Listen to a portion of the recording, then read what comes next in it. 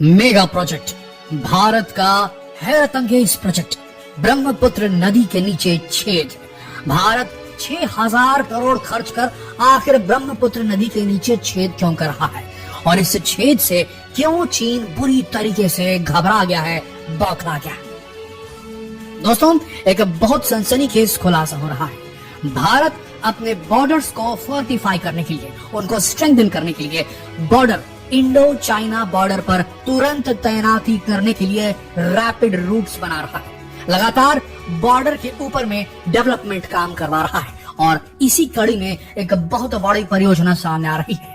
पहले ये लग रहा था कई एनवायरमेंटलिस्ट को, जियोलॉजिस्ट को, कि ब्रह्मपुत्र नदी के नीचे अगर खुदाई की गई, अगर वहां टनल बोरिंग मशीन, जी हाँ दोस्तों, वही ह्यूज ह्यूमंगस विकराल टनल बोरिंग मशीन का इस्तेमाल कर अगर ब्रह्मपुत्र नदी के नीचे छेद किया जाए, टनल बनाई गई, तो इससे एनवायरमेंट और इकोलॉजी को बहुत बड़ा खतरा हो सकता है। और ये जो रीजन है पूरा ब्रह्मपुत्र नदी का, खासकर आसाम में, डिटेल आपको बताएंगे। ये इलाका जो है ये लैंडस्लाइड प्रोन है, साइस्मिकली एक्टिव है, यानी कि यहाँ पर भूस्खलन बड़े आराम से होता है। यहाँ पर बहुत रिस्क है भूकंप आने का। ऐसी स्थिति में यहाँ इतनी बड़ी सुरंग ब्रह्मपुत्र नदी के नीचे कैसे बनाई जा सकती है? पर बात ये आती है, क्या आखिर ये सुरंग बन रही है तो कहां बन रही है? इस सुरंग से भारत को फायदा होगा या बुरा नुकसान हो जाएगा? और इस सुरंग से क्यों डरा हुआ है चाइना?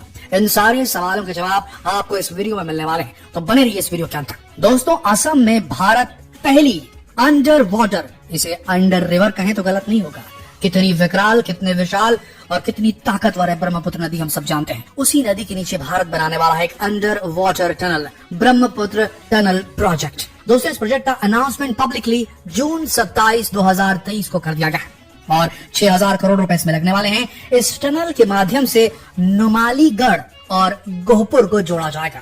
यूं तो ये दोनों जगहें असम के अंदर है, लेकिन इस टनल के बन जाने से जो रास्ता घंटों का था वो मिनटों में कवर हो जाएगा और यहाँ से असम सीधे अरुणाचल प्रदेश तक कनेक्ट हो जाएगा। और अरुणाचल प्रदेश, जो कि भारत के बाजार से एकदम विमुक्त था, जो भारत के डेवलपमेंट से विमुक्त था, जो भारत की एजुकेशन से विमुक्त था, वो उससे एकदम स्ट्रीमलाइन वे में कनेक्ट हो जाएगा। दोस्तों, सबसे बड़ी बात यह है, ये भारत का पहला ऐसा प्रोजेक्ट है जिसमें रेलवे ट्रैक भी होगा और साथ में रोड भी होगी। जी हाँ दोस्तों, बिल्कुल सही सुन रहे हैं, रेल कम रोड प्रोजेक्ट है ये। इसमें 2 तल्ला निर्माण किया जाएगा, 2 लेवल के इसके अंदर बनाए जाएंगे, 2 मंजिलें बनाई जाएंगी। एक मंजिल में जो है एक टनल जो रहेगी वो डेडिकेटेड रहेगी ट्रेन रूट के लिए, और एक ट्रैक जो रहेगा वो डेडिकेटेड रहेगा व्हीकल्स के लिए, सड़क मार्ग के लिए, वहां पर गाड़ियां जा सकेंगी। ये अपने आप में एक अद्भुत आश्चर्यजनक प्रोजेक्ट है दोस्तों। इस टनल से भारत को जो ट्रांसपोर्टेशन मिलेगा, अरुणाचल प्रदेश को जो कनेक्ट होगा, वो तो है ही है, लेकिन सबसे बड़ी बात, इस टनल प्रोग्राम से बुरी तरीके से घबराया हुआ है चाइना। देखिए, चाइना के पास बहुत पैसा है, बहुत सारी फैसिलिटीज है, बहुत सारे रिसोर्सेस है, और उसका इस्तेमाल करके उसने अपने साइड के बॉर्डर में काफी डेवलपमेंट कर दिया है। वहां पर मिलिट्री विलेजेस स्थापित कर दिए हैं। वहीं भारत अभी इस काम में थोड़ा पीछे है, लेकिन इस टनल के बन जाने के बाद deployment of troops Indo China border में एकदम सरल, आसान और क्विक हो जाएगा। बहुत बड़ी स्ट्रेटेजिक इंपॉर्टेंस है इस ब्रह्मपुत्र रिवर टनल की भारत के डिफेंस में। ध्यान से सुनिएगा, ये टनल रैपिड और सिक्योर ट्रूप मूवमेंट को फैसिलिटेट करेगा, जो बॉर्डर टेंशंस के दौरान स्पेशली चाइना के कॉन्टेक्स्ट में बहुत जरूरी है दोस्तों। एक strategic multi modal transportation network, जिसमें ट्रेन रूट भी है, मतलब हथियार भेजने हो, रसद भेजनी हो, सारी चीजें भेज सकते हैं, ट्रूप भेजने हो, और सड़क रूट भी है।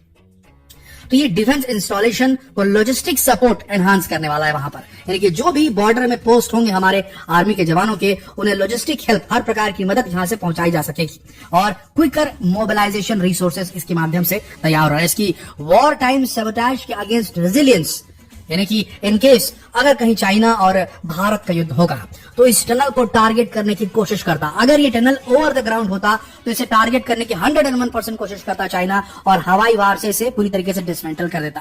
लेकिन चूंकि ब्रह्मपुत्र नदी के नीचे ये टनल जाने वाली है, तो इसको नुकसान होने के चांसेस एकदम नहीं है, जो इसे बेहतरीन कनेक्टिविटी का सोर्स बनाती है। और यहाँ से इंडियन ट्रूप तुरंत स्पीड से, चाहे तो अरुणाचल प्रदेश और चाइना जो पूरा बॉर्डर है, इंडिया चाइना बॉर्डर, वहां तक डिप्लॉय की जा सकती है। वैसे दोस्तों, ये जो टनल है अपने आप में एक इंजीनियरिंग मार्वल होने वाला है, क्योंकि ब्रह्मपुत्र नदी के पानी के वेग के नीचे कितने नीचे जाना पड़ेगा, जरा सोच के देखिए।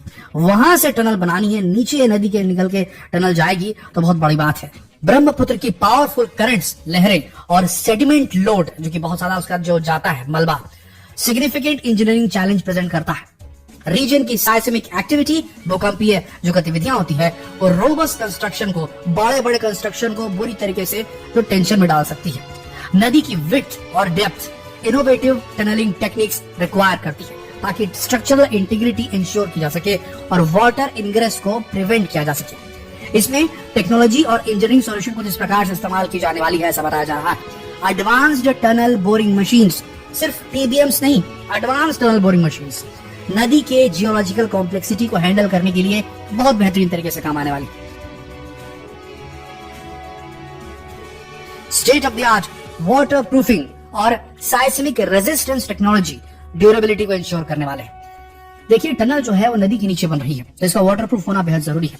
साइस्मिक रेजिलियंस क्यों जरूरी है? क्योंकि ये पूरा इलाका जो है, यहाँ पे भूकंपीय गतिविधि बहुत ज्यादा तादाद में होती है। ऐसी स्थिति में भूकंप रोधी टेक्नोलॉजी का इस्तेमाल करके इस टनल को बनाया जाना है। स्ट्रक्चरल हेल्थ के लिए, ढांचे के स्वास्थ्य के लिए रियल टाइम मॉनिटरिंग सिस्टम, यानी कि हर वक्त चेक करते रहना पड़ेगा, और उसके लिए एक सिस्टम होना चाहिए जो ऑटोमेटिकली बता दे कि भैया टनल के इस इलाके में एक दरार आ गई है या कोई फॉल्ट आ गई है, उसको इंश्योर करेगा। तो इस प्रकार के सिस्टम को भी यहाँ इंस्टॉल किया जाने वाला है।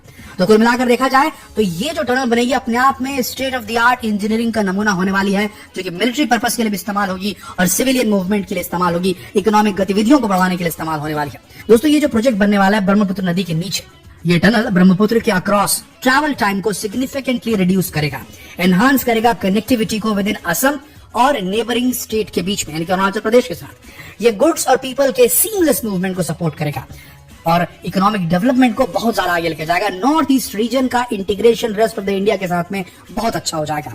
सबसे बड़ी बात दोस्तों, जब बाढ़ आती है ब्रह्मपुत्र के ऊपर में तो मूवमेंट बाधित हो जाती है, लेकिन एक अंडर वाटर टनल अगर रहेगी हमारे पास से ब्रह्मपुत्र के नीचे, तो बाढ़ आए चाहे कोई भी नेचुरल बैरियर आ जाए, उसको बाईपास करना पूरे साल भर किया जा सकता है, यानी कि रूट हमेशा खुला रहेगा। वेदर इंडिपेंडेंट ट्रांसपोर्टेशन रूट हो जाएगा भारत के लिए।